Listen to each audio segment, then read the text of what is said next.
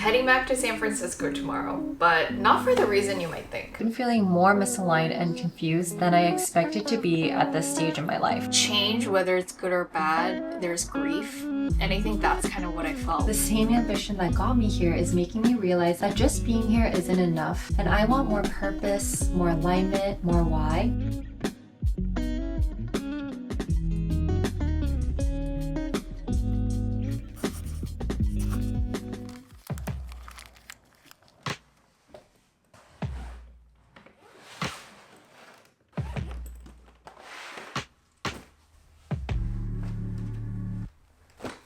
I'm heading back to San Francisco tomorrow, but not for the reason you might think. I'm gonna go end my lease and officially move out of the city.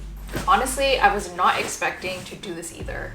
Long story short, the subletter I had that was supposed to stay until the fall ended up falling through, and I'm now in a situation where I can't get a new subletter, so now I'm in another fork in the road. Do I keep the lease or do I end it?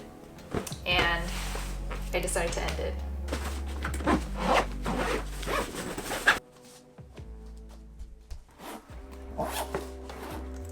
You know, honestly, that studio means so much to me because I've lived there for 4 years and it was the first time I lived alone. It was where I was when I initially left Notion and kind of like rebuilt my life. It was where I did so much like inner healing, and it was what held me when I took like the biggest risk of my life. And you know, some people ask me, is it wise of you to kind of stay in such an expensive city like San Francisco when you don't have income coming in? Yeah, it's not that smart, but I needed like an anchor to a place when my own life felt so uncertain and so unstable, and it was almost like my one tether to a version of a life that I voluntarily left behind. The version of myself that is no longer me, but somehow still having access to that made me feel like psychologically safe. As I was making the decision of like, do I keep it, do I end it, I realized that all of the benefits of me keeping it had to do with holding on to a sense of safety that I no longer need anymore. Like, I have outgrown that person that needed that anchor to a physical place when I've learned to anchor it into myself. But then thinking of like officially letting go of that place, it made me feel like I was going more all in than I already was, and that just felt really scary, you know? But then honestly, like, here's what I realized. The first one was I've actually been way more productive here than I was in San Francisco, and I'm finally starting to see genuine pull for Kismet. And the second thing is I don't need anything external to anchor me anymore. And you know how they say, like, with every change, whether it's good or bad, there's grief. And I think that's kind of what I felt. And I think a part of me kind of just liked that, hey, if all of this doesn't work out, I still have a soft landing. I still have my place in San Francisco. But sometimes growth means cutting that tether to the things that used to be so safe for you, but it's now just kind of holding you back. So that's where I'm at right now. So real talk, I'm 6 months into my new job and it is not exactly what I thought it would be. I've been feeling really conflicted because on paper, it looks like my career is headed in the right trajectory. You know, I'm a senior manager now at another tech company, and I thought making this big move would really quiet the question of what else is out there. But internally, I've been feeling more misaligned and confused than I expected to be at this stage in my life. It's almost like I did everything right, but it doesn't feel right. I leveled up, I changed my scope, and I moved to a company that was working on something I genuinely thought I'd be more excited about. But it hasn't brought the momentum or the clarity that I was looking for, and if this isn't it, then what is? I've been trying to quiet these thoughts the past few months because they honestly just felt like complaints. And when I talked about it to my therapist, she helped me reframe it as maybe they're not complaints, but these are just the things that have been on your mind recently. And looking at it that way made me realize that it might be worth actually paying attention to.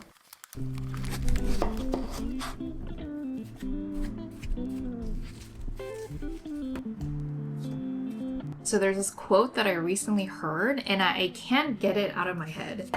Apparently someone was asking Michelangelo how he carved this angel statue out of marble. And his answer was, I saw the angel and I carved until I set it free. I thought that was just like so beautiful. I drew a lot of parallels with my own process with Kismet, where in the beginning it very much looked like a slab of rock. And I think in some way it's still a little bit more marble than angel.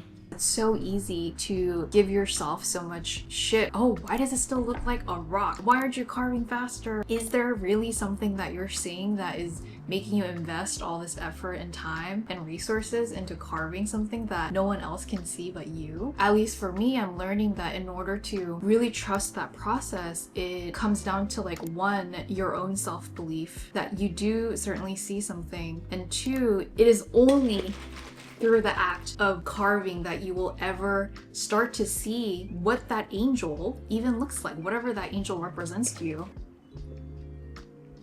So I guess I wanted to share that because I thought it was such a great way to think about any version of a life that you dream after that feels more like you.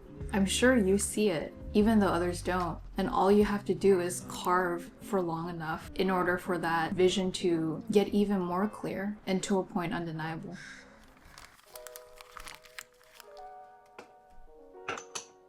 I feel like I've been losing my fire. I'm not the same person I was in my early to mid-20s when I felt really driven to prove myself and to make it. Back then, career was the #1 priority for me, and everything else came second. And that mentality did get me here, and I'm super thankful for that. But now that I'm in the point of my career that I used to dream and chase after, the fire just doesn't feel the same anymore. Ironically, all the experiences I've had, the ones that I grew from and learned from, made me realize that I might actually be outgrowing the version of ambition that once used to fuel me. The same ambition that got me here is making me realize that just being here isn't enough, and I want more purpose, more alignment, more why, and it's almost like I need a new direction to burn in before it burns itself out. But how I'm spending all my time really conflicts with this because my Monday through Fridays are full with meetings, deadlines, the usual, but I still feel this pressure to do more and to use my 5 to 9 to find my true calling or whatever that is. And when I'm too tired to chase that, like I usually am after work, I find myself beating myself up for not starting something on the side or really optimizing this life stage that I'm in right now. It's a weird place to be, to feel both burnt out and underwhelmed at the same time. I'm still trying to figure out how to balance it all, and I'm still learning. Because sometimes I even wonder, am I overthinking it? Maybe it's overrated to expect myself to find a lot of meaning in what I do. I'm not sure yet, but I'll let you know if I figure that out. So for a quick update on what I've been carving, when I first shared about Kismet, it was very much focused on the problem of like, why is it so difficult to find trustworthy and accessible answers about your health? And I was essentially trying to bring together science and lived experiences and help you know what to do next once you have that information. And I built like 2 MVPs to test the idea, put it in front of real people.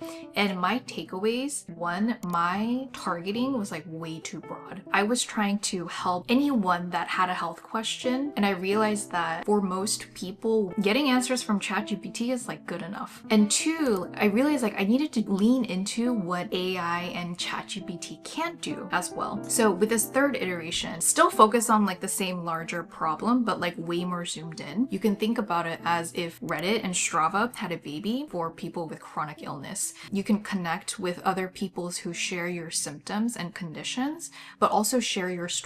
But instead of one-off snapshots or threads like you'd find on TikTok or Reddit, you can see someone's full care journey. So what happened before, during, and after diagnosis. And I'm starting with people with endometriosis specifically. 1 in 10 women have endo, and it takes on average 7 to 10 years to get diagnosed. This disease is widely under-researched, which is a reason why for this group of people, simply getting answers from ChatGPT or 15-minute doctor's appointments like just doesn't cut it. So people end up turning to each other. And I'm betting that Kismet is the place where it not only fills the gaps at your doctor's visits, but helps you understand, okay, what do I do after the fact? What do I do once I got the diagnosis and I'm now living with this lifelong disease and I have to figure out how to live my life? Just this past week, I ran a cold outbound campaign, sent hundreds of DMs on like Reddit, TikTok.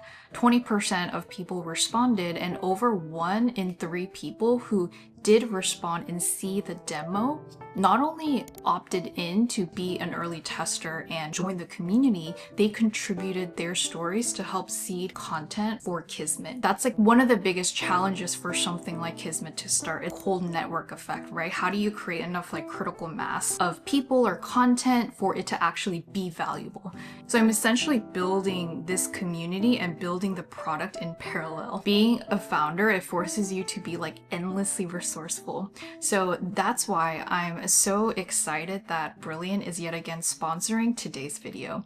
Brilliant makes you smarter every single day with their interactive lessons, programming, math, science, AI, etc. You know, one thing I really appreciate is that I used to always associate learning with like route memorization because that's how we were taught in school. But Brilliant really focuses on like helping you better problem solve and apply critical thinking skills without any of that. And what's more powerful than the knowledge compounding over time? So Brilliant also makes it super easy for you to learn every single day and make it a habit, literally just like on your phone. And honestly, there's like a full range of topics that you can explore to help build real skills and develop your intuition with things like math and science and programming, etc. And whatever subject it is, they really focus on helping you to be a better thinker and problem solver with any lesson. So to try everything that Brilliant has to offer for a full 30 days, visit brilliant.org or scan the QR code on the screen, and you can also get 20% off an annual subscription. So check out Brilliant.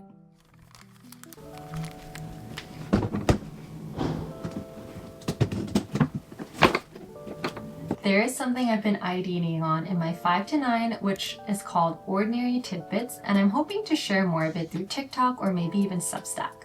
As I've been navigating this new stage of feeling uncertain about what's next or what should be next, I've also been realizing that most of life is made up of ordinary moments, and that it's not only normal, but it's more than okay. It's actually in those small, unremarkable stretches where the real growth, confusion, and clarity seems to happen for me. I want to embrace more of these moments and learn how to genuinely feel content in them. YouTube has honestly been such a helpful platform for me to process, and what I love most is this community that we're building with you guys throughout all these years and all these different life stages and milestones. But sometimes it is hard to only talk about my career, especially when I'm not feeling that great about it. And I want to turn the focus a little bit more inward to document my own life and also the in-between. I haven't had the time to fully execute yet, just ID, but I'm actually heading to Paris for my company's summer shutdown, and I'm hoping to spend more time on it then. And if you want to follow along, I'll leave a link in the description below. Thanks so much for watching, and I hope this hodgepodge of thoughts could be relatable in some way.